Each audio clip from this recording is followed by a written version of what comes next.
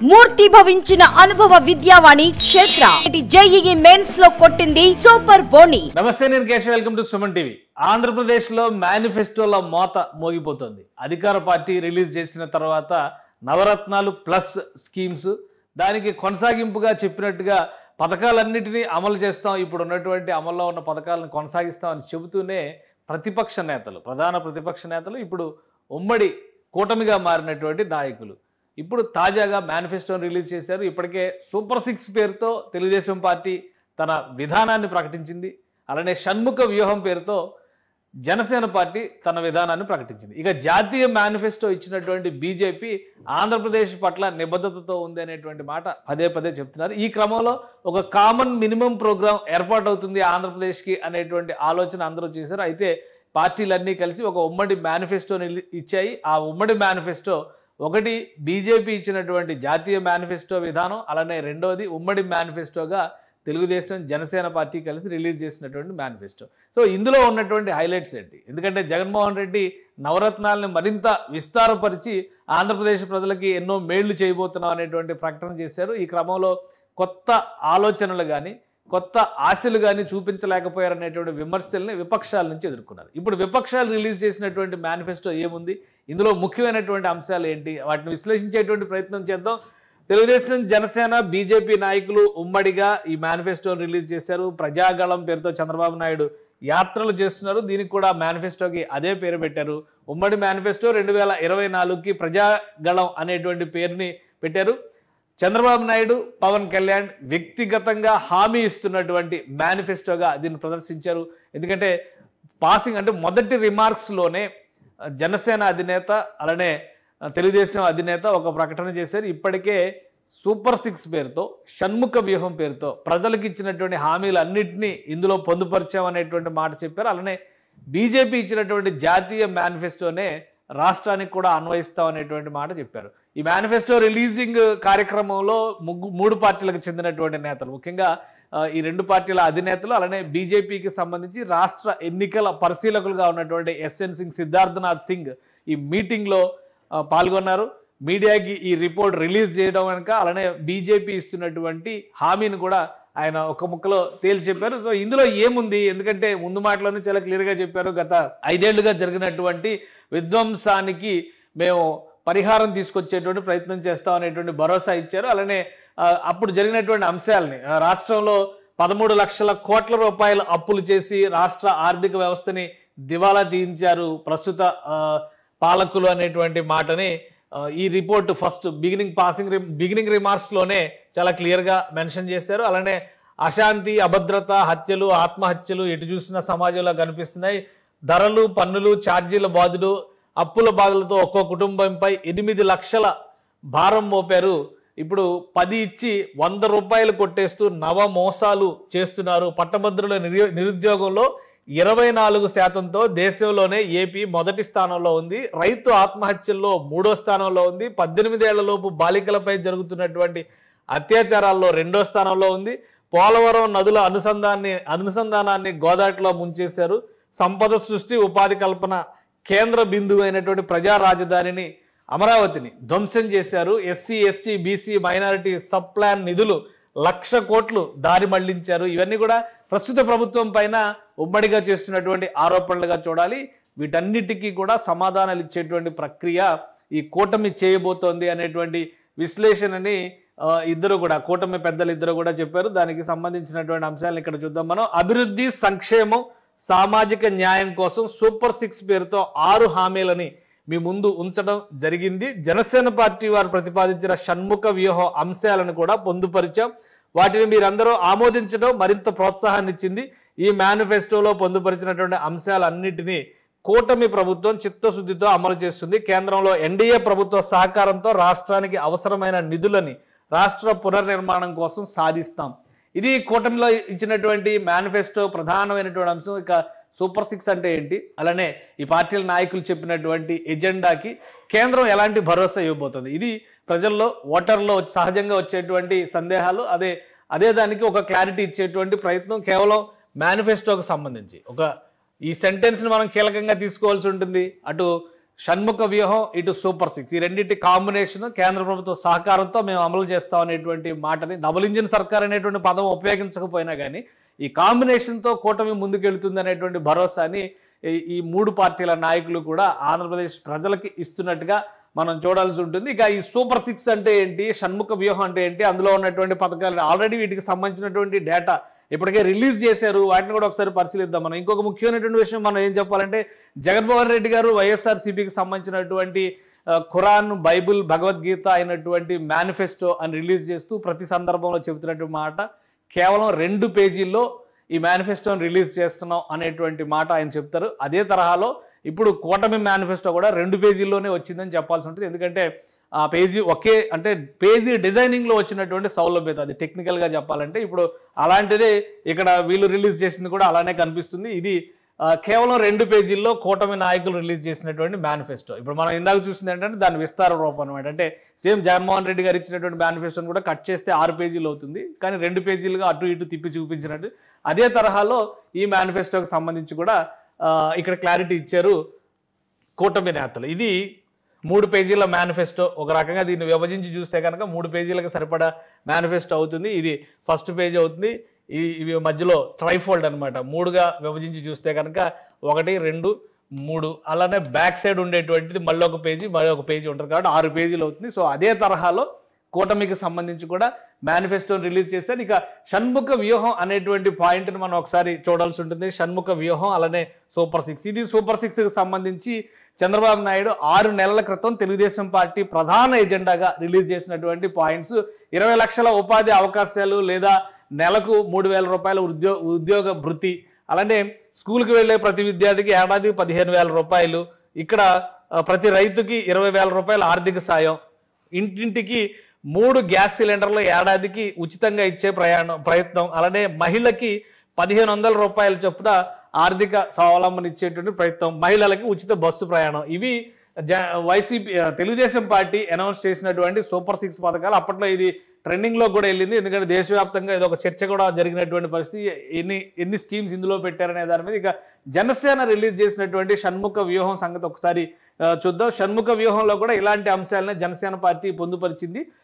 రాష్ట్రానికి సంబంధించి రాష్ట్ర ప్రగతి పదంలో ముందుకు వెళ్ళాలంటే కనుక వ్యవసాయ పారిశ్రామిక రంగాల అభివృద్ధి వ్యూహం, ఇక్కడ అన్ని, అలానే నైతిక ఆదాయ మార్గాల వనరుల అభివృద్ధి వ్యూహం, రాష్ట్ర ఆత్మవిశ్వాసానికి వ్యూహం, ధరల నియంత్రణ పన్నుల క్రమబద్ధీకరణకి సంబంధించి వ్యూహం, అలానే అప్పుల భారం తగ్గించడానికి వ్యూహం, యువతకు ఉపాధి స్వశక్తి చేయూత వ్యూహం. అంటే వీటినే విద్య, వైద్యం, ఆరోగ్యం, మౌలిక వసతుల కల్పన, రక్షణ, విపత్తు, అత్యవసరాలు అనేటువంటి కేటగిరీల కింద విభజించారు. మళ్ళీ అందులో ఆహారం, నీటి భద్రత, నిరుద్యోగ నిర్మూలన, అలానే నిరుపేదలకు ఊతం, ఈ అంశాలన్నిటి ద్వారా ఆంధ్రప్రదేశ్ని అభివృద్ధిలోకి తీసుకొస్తాం అనేటువంటి ప్రకటనని జనసేన పార్టీ గతంలో చేసింది. వీటి కాంబినేషన్గానే ఇప్పుడు మేనిఫెస్టోని 2 పార్టీల నాయకులు రిలీజ్ చేశారు.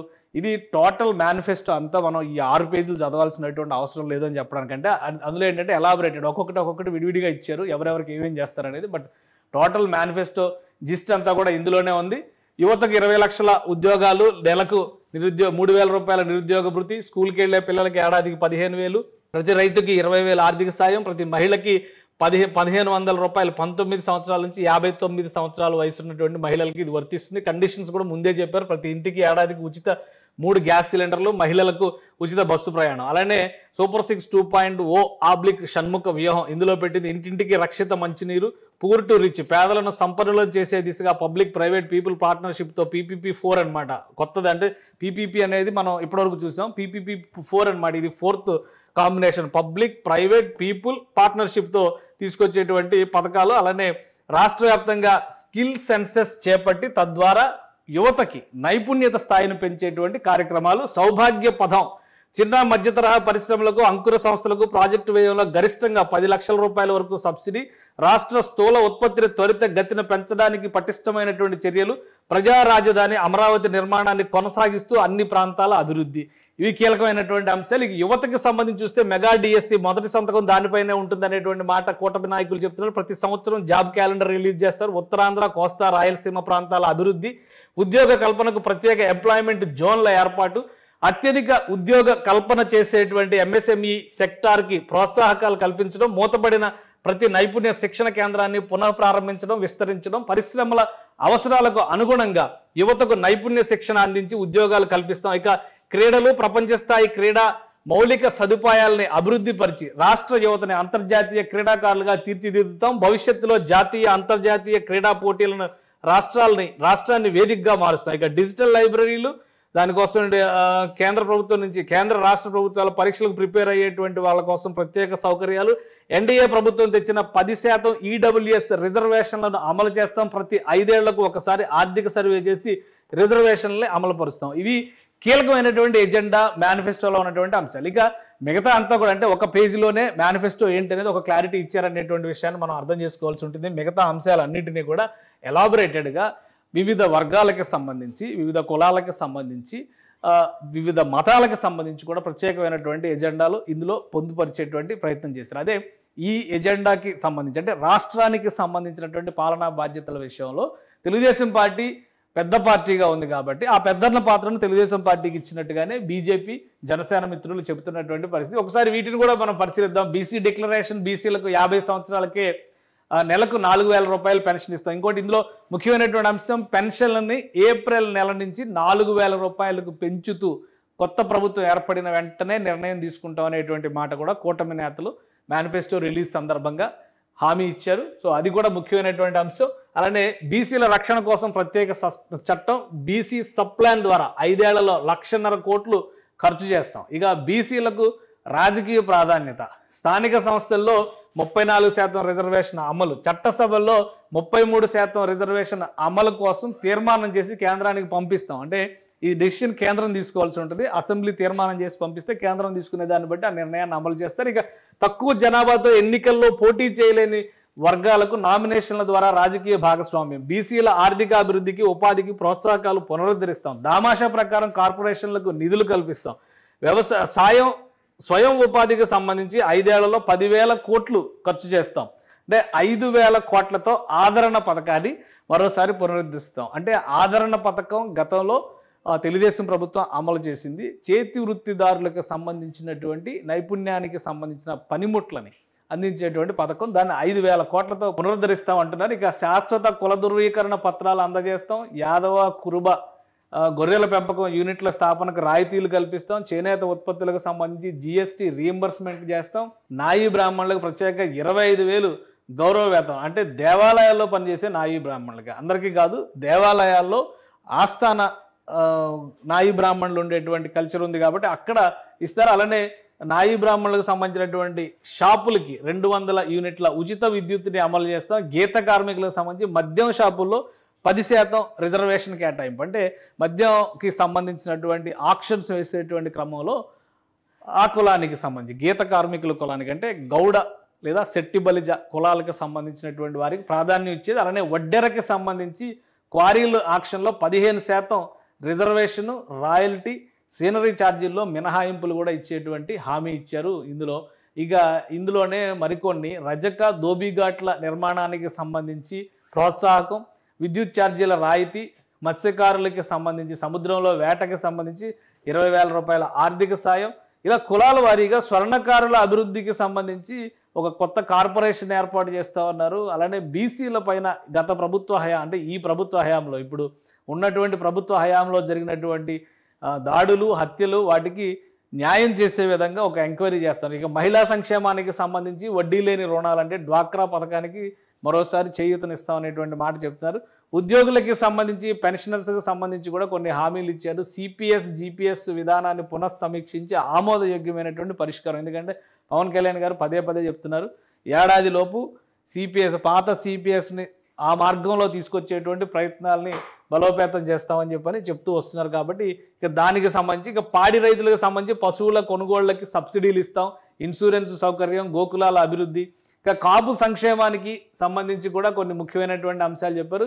5 ఏళ్లలో 15,000 కోట్ల రూపాయల నిధులు కేటాయించి కాపుల సాధికారిత, అభివృద్ధి కోసం చర్యలు చేపడతాం. కాపు యువత, మహిళల నైపుణ్యాభివృద్ధికి, స్వయం ఉపాధికి ప్రాధాన్యం ఇస్తాం. అలానే కాపు భవనాల నిర్మాణాన్ని త్వరితగతిన పూర్తి చేస్తాం.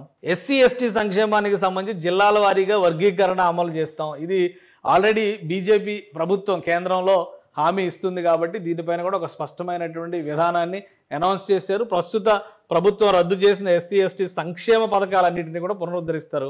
అలానే డాక్టర్ సుధాకర్, డ్రైవర్ సుబ్రహ్మణ్యం ఇటువంటి వారి హత్య కేసులకి సంబంధించినటువంటి వారు కారకులు ఎవరో నిర్దిష్టంగా విచారణ జరిపి వారికి శిక్ష పడేలా చేస్తూ ఉంటున్నారు. ఇక ఆర్య వయస్సులకు సంబంధించి ఒక ప్రత్యేక కార్పొరేషన్కి నిధులు కేటాయిస్తారు. చిరు వ్యాపారులకు వడ్డీ లేని రుణాలు, కన్యకా పరమేశ్వరి అమ్మవారి ఆత్మార్పణ దినోత్సవాన్ని అధికారికంగా నిర్వహిస్తాం అనేటువంటి హామీ ఇచ్చారు.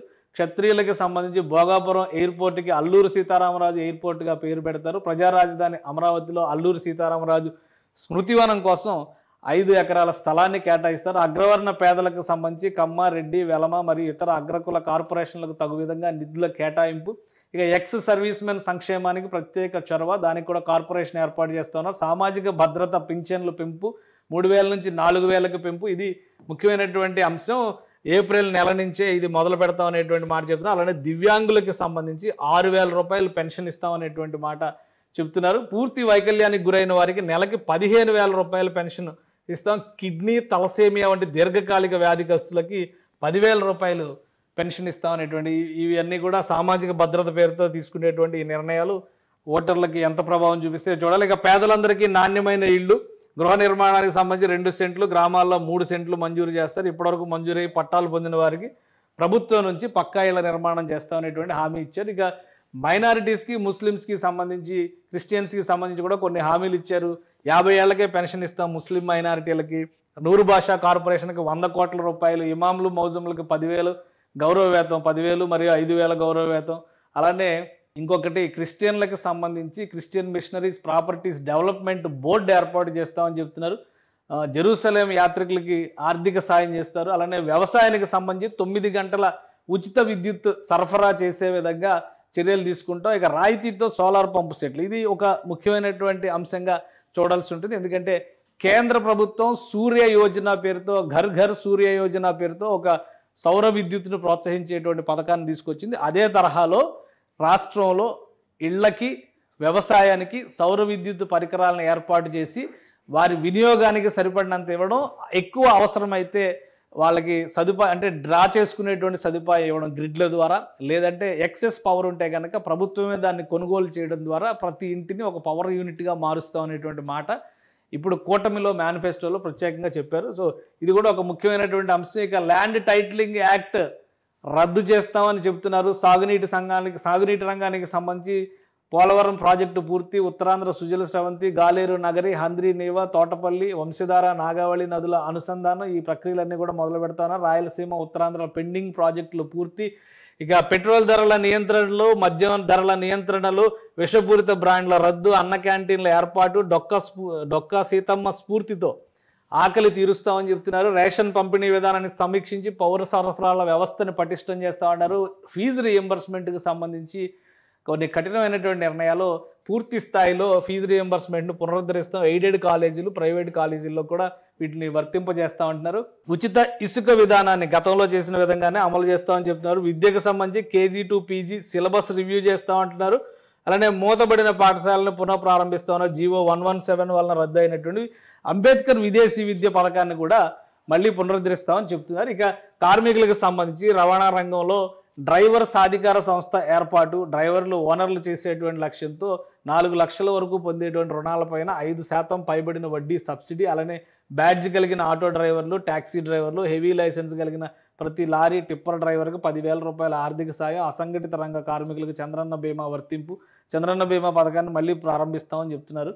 సో ఇక విద్యా వైద్యంలో సంబంధించి దేశంలోనే మొట్టమొదటిసారిగా రాష్ట్రంలో ప్రతి కుటుంబానికి 25 లక్షల ఆరోగ్య బీమా ఇస్తూ ఉంటున్నారు. ఆక్వా రంగంలో 5,000 టన్నుల నిల్వ సామర్థ్యం కలిగిన కోల్డ్ స్టోరేజ్ల ఏర్పాట్లు, విద్యుత్ ఛార్జీల నియంత్రణ, చెత్త పన్ను రద్దు, ఇంటి పనుల సమీక్ష, సమగ్రాభివృద్ధికి సంబంధించి ఉజ్వల భవిష్యత్తు పట్ల ఆశావహులు, ముఖ్యంగా పేదల ఆశలు నెరవేరడానికి తగు అవకాశాలు కల్పించే సమగ్ర ఆర్థిక విధానాలను అమలు చేస్తాయి. ఇక మౌలిక వసతుల కల్పన, ఉత్తరాంధ్ర అభివృద్ధి, ఇది కొంచెం కీలకమైనటువంటి అంశాలు ఇందులో మెన్షన్ చేశారు. ఎందుకంటే ఈ ప్రభుత్వం, ప్రస్తుతం ఉన్నటువంటి ప్రభుత్వం మౌలిక వసతుల కల్పనలో విఫలమైంది, అభివృద్ధి విషయంలో విఫలమైంది అనేటువంటి ఆరోపణలు చేస్తున్నారు. కాబట్టి దానికి సరైనటువంటి సమాధానాలు ఇస్తున్నాం అనేటువంటి మాట మేనిఫెస్టో రిలీజ్ సమయంలో కూటమి నేతలు చెబుతున్నారు.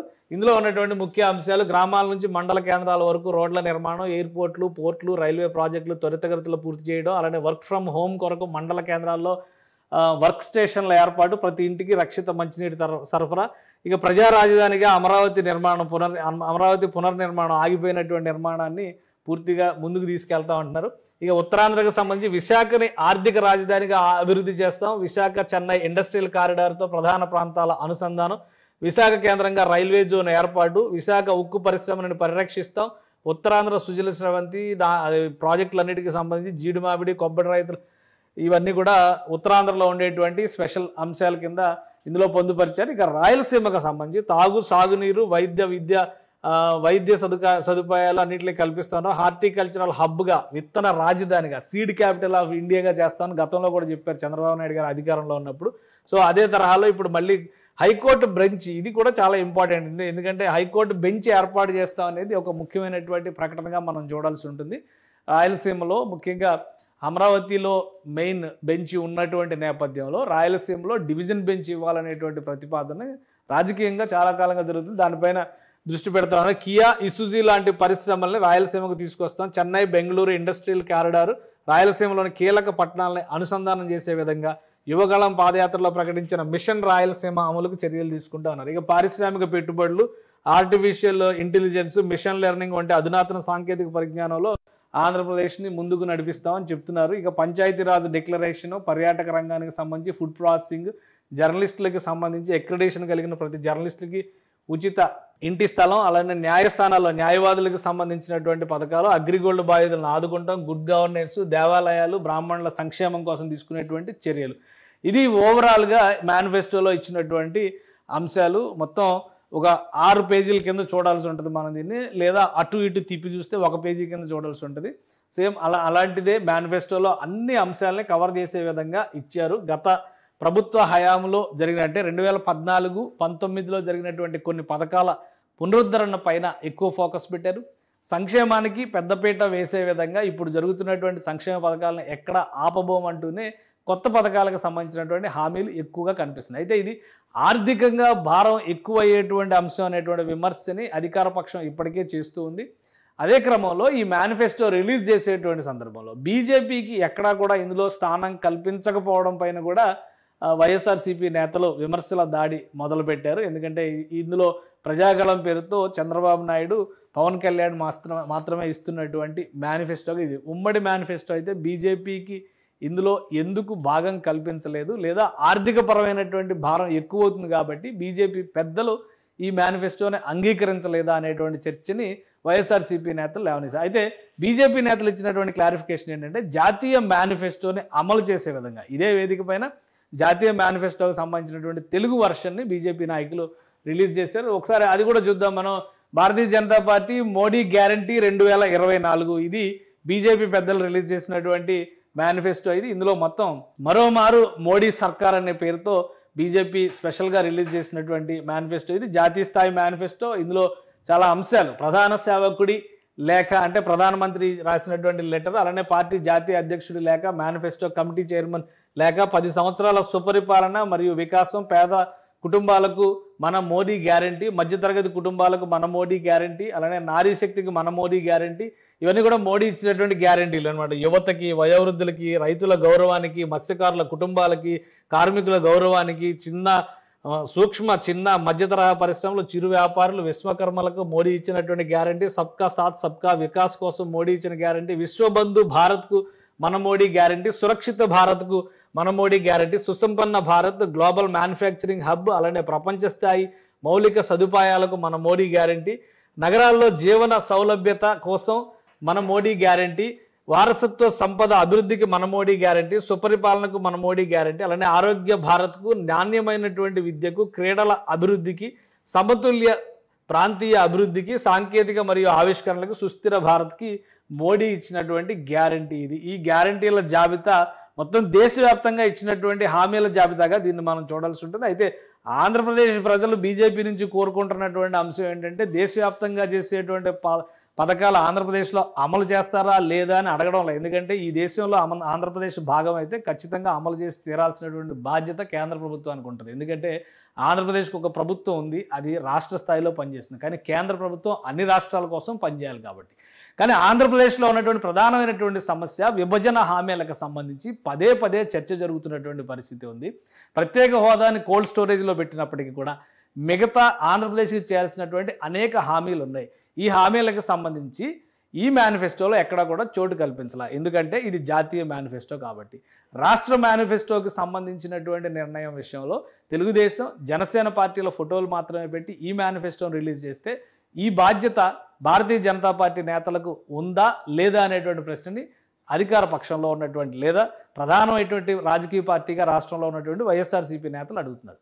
సో అదే కోణంలో ప్రజల వైపు నుంచి చూస్తే కూడా రాష్ట్ర ప్రయోజనాలు అనేటువంటి అంశంపైనే మూడు పార్టీలు కలిసి వచ్చాయనేటువంటి భరోసాని ఇచ్చేటువంటి పరిస్థితుల్లో కామన్ మేనిఫెస్టోలో కూడా ఈ అంశాలన్నింటినీ పొందుపరచాలనేటువంటి డిమాండ్ కనిపిస్తుంది. సో దీన్ని బీజేపీ నేతలు ఏ విధంగా సమాధానపరుస్తారు, ప్రజలకు ఏ విధంగా అర్థమయ్యేలా చెబుతారు, మోడీ ఇచ్చినటువంటి గ్యారంటీలు దేశవ్యాప్తంగా ఉన్నటువంటి ప్రజలలో భాగమైనటువంటి ఆంధ్రప్రదేశ్ ప్రజలకి వర్తిస్తాయా, లేదా ఆంధ్రప్రదేశ్కి ప్రత్యేకంగా విభజన వలన వచ్చినటువంటి గాయాల తాలూకు నయం చేసే మందు రాసే క్రమంలో బీజేపీ ఎటువంటి భరోసాను ఇవ్వబోతోంది అనేది కూడా ఇప్పుడు చర్చకు వచ్చేటువంటి అవకాశం ఉంది. మొత్తంగా రాష్ట్రంలో ప్రధాన పార్టీలకు సంబంధించినటువంటి మేనిఫెస్టోలు బయటకు వచ్చేసినాయి. అభివృద్ధి, సంక్షేమం అనేటువంటి నినాదంతోనే రెండు మేనిఫెస్టోలు కనిపిస్తున్నాయి. అంటే ఇప్పటివరకు వెల్ఫేర్ గురించి మాత్రమే మాట్లాడినటువంటి వైఎస్ఆర్సీపీ కొన్ని, ఎందుకంటే నవరత్నాల్లో కొన్ని అంశాలని అభివృద్ధి, భరోసా పేరుతో జోడింపు చేయడం అదే ప్రాతిపదికన ప్రజల ముందర పెట్టింది. అలానే ఇప్పటివరకు ఉన్నటువంటి పథకాల కొనసాగింపుతో పాటు గతంలో చేసినటువంటి మంచి పథకాలు తీసుకురావడం, కేంద్ర స్థాయిలో అమలు చేసినటువంటి మంచి పథకాలను రాష్ట్రంలో మరింత విస్తారంగా అమలు చేయడం అనేది ఉమ్మడి మేనిఫెస్టోలో మూడు పార్టీల నాయకులు చెప్తున్నారు. సో ఇక నిర్ణయం ప్రజల చేతుల్లో ఉంటుంది. మే 13వ తేదీన ఓటింగ్కి సిద్ధమయ్యేటువంటి క్రమంలో ఈ అంశాల్లో ఏవి ప్రధానమైనటువంటి అంశాలు, ఏవి ప్రజలకు ప్రయోజనం చేకూర్చేటువంటి అంశాలు అనేది ఓటర్లే నిర్ణయిస్తారు. సుమన్ టీవీలో మీ పర్సనల్ అండ్ బిజినెస్ ప్రమోషన్స్ కోసం కింది నెంబర్కి కాంటాక్ట్ చేయండి.